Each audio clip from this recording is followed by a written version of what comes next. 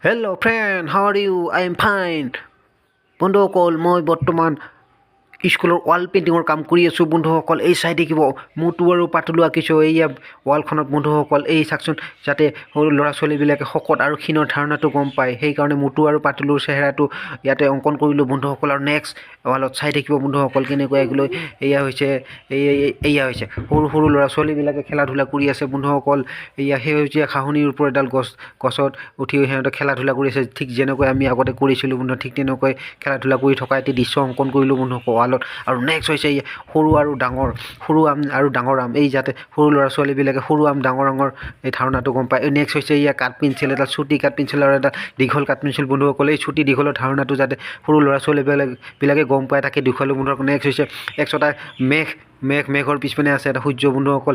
এয়া আকৌ ইপিনে আঁকিলোঁ এটা মেঘ বন্ধুসকল, সৰু ল'ৰা ছোৱালীবিলাকে যাতে গম পায়, হাঁহি